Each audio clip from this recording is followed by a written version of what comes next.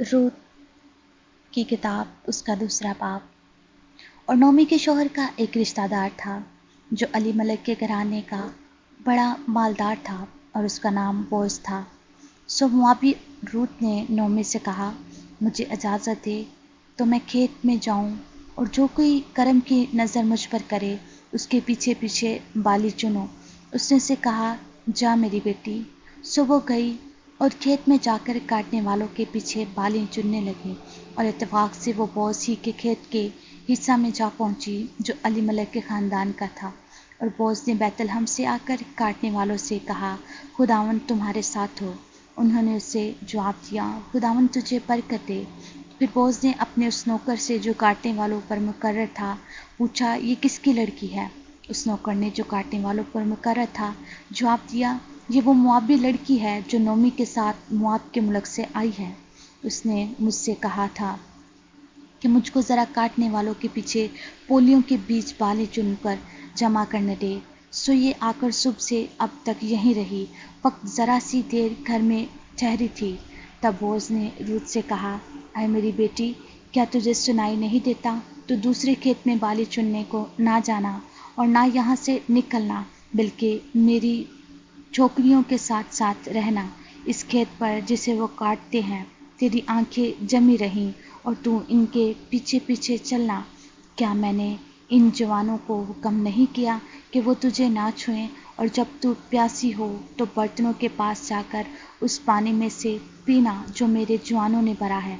तब वो अंधे मुंह गिरी और ज़मीन पर सरनगू होकर उससे कहा, क्या बाइस है कि तू मुझ पर करम की नज़र करके मेरी खबर लेता है, हालांकि मैं परदेसन हूँ।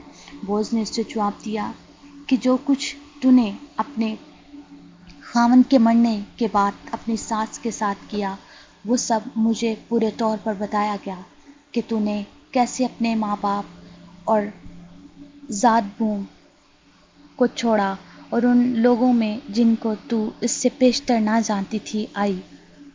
खुदावंद तेरे काम का बदला दे, बल्कि खुदावंद इसराइल के खुदा की तरफ से जिसके परों के नीचे तो पनाह के लिए आई है, तुझको पूरा अजर मिले।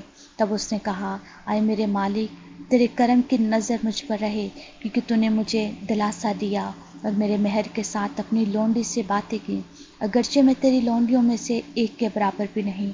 फिर बोaz ने उससे कहा, खाने के वक्त कहा कि यहाँ आ और रोटी खा, अपना नवाला सिरका में भिगो। तब वो काटने वालों के पास बैठ गई और उन्होंने भुना हुआ अनाज उसके पास कर दिया। सो उसने खाया और सैर हुई और कुछ रख छोड़ा। और जब वो बालें चुनने उठी तो बोaz ने अपने जवानों से कहा, उसे पोलियों के बीच में अपने बीज भी चुनने देना और उसे मिलावट ना करना।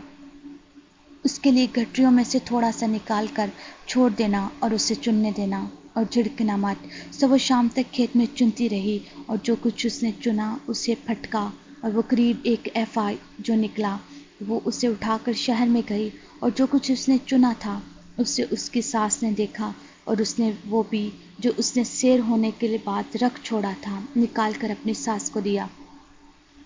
उसकी सास ने उससे पूछा, तूने आज कहाँ बाली चुनी और काम किया? मुबारक हो और जिसने तेरी खबर ली।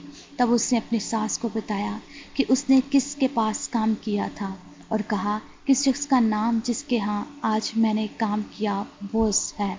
नोमी ने बहू से कहा, वो खुदावंद की तरफ से बरकत पाए जिसने जिंदों और मुर्दों से अपनी मेहरबानी बाज ना रखी।